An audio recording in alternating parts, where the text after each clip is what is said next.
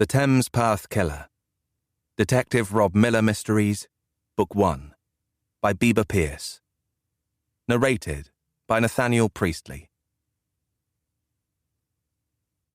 Chapter 1. The stalker watched as the object of his attention exited the National Archives building in Kew, West London, a little after 6 o'clock in the evening, her handbag slung casually over her shoulder. Right on schedule.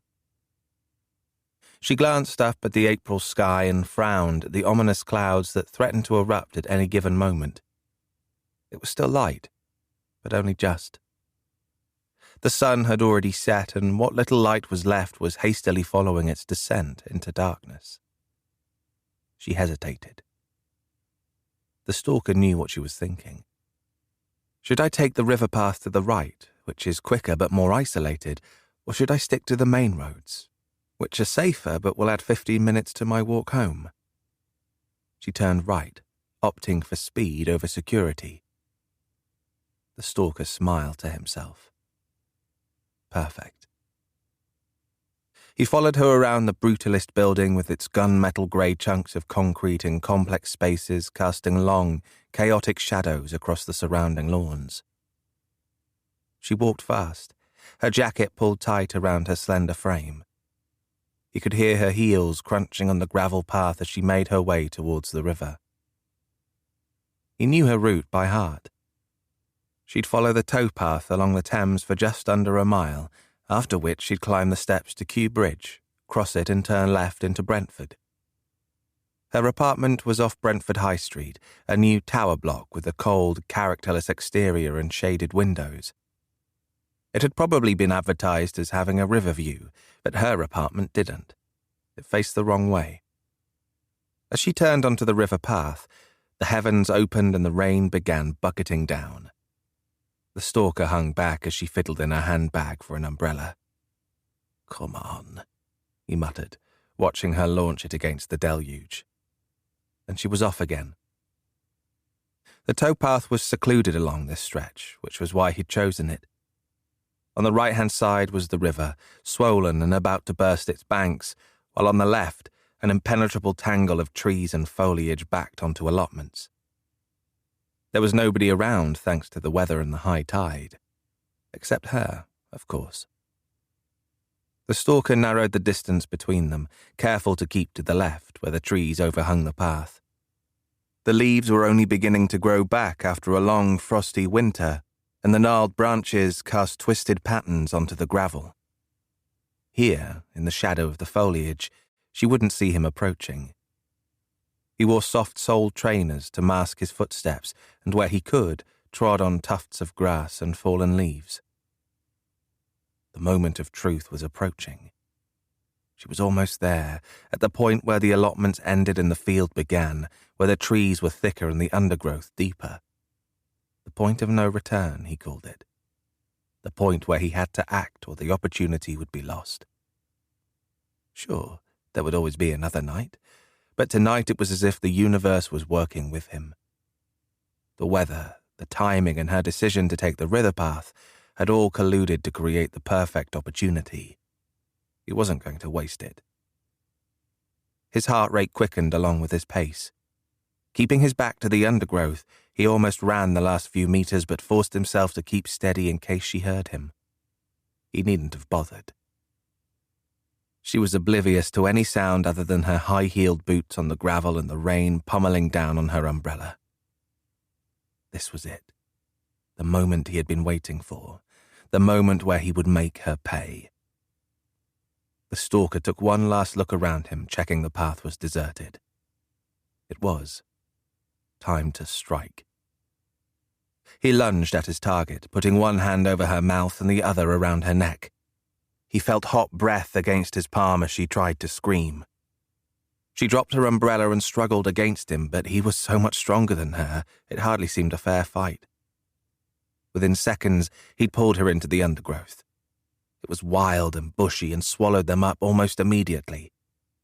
A runner jogged by, taking the stalker by surprise. He fell to his knees, taking the buckling woman with him. A wet branch smacked them in the face before they landed on the sodden ground.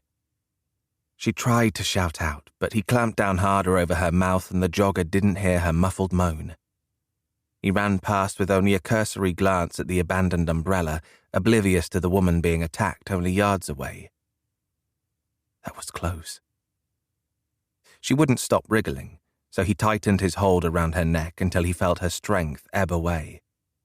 A few more seconds and she would be unconscious. There. He laid her gently on the mulch-covered ground and studied her face, breathing hard.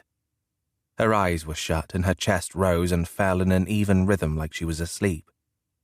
She looked so tranquil with her wet hair spread out against the dark leaves and her pale skin dripping with rain. She would look that way again once he was done with her. But first, he would make her pay. Julie woke with a gasp as cold air filled her lungs. She looked wildly around her, the memory of the attack flooding back. Where was she? All she could see was wet foliage. "Welcome back," said a voice that seemed to hover somewhere above her.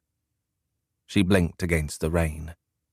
It was dark and she couldn't see a face, just two eyes staring down at her.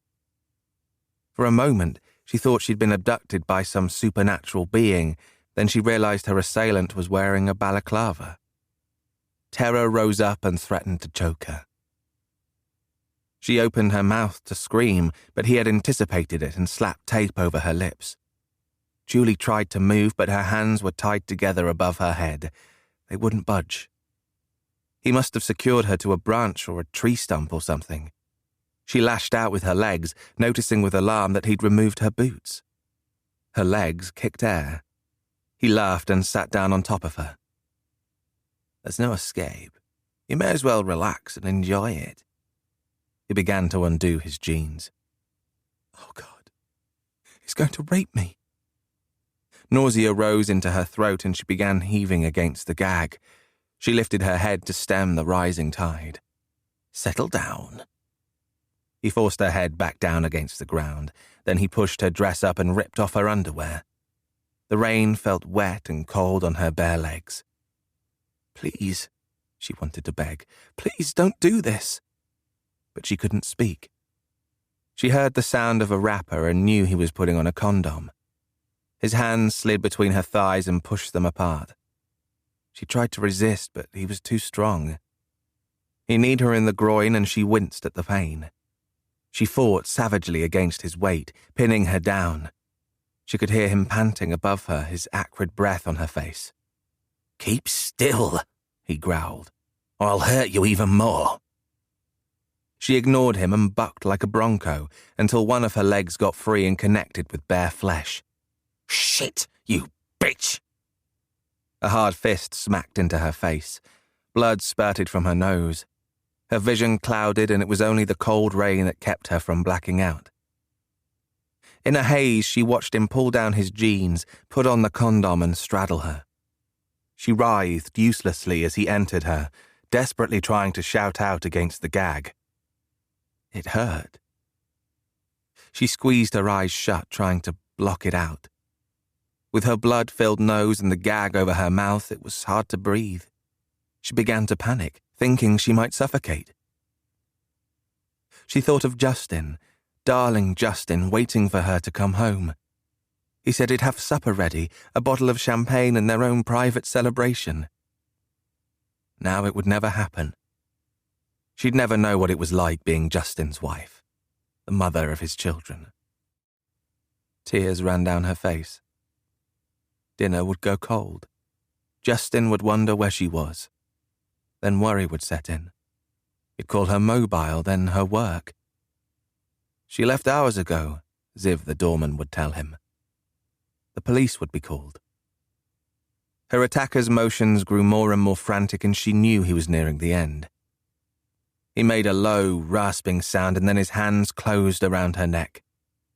He needn't have bothered. She was suffocating anyway, the lack of oxygen making her dizzy. But he clamped down until she couldn't breathe at all anymore. "Bridget!" She heard him gasp as he squeezed the last dregs of life out of her, and she succumbed to the darkness.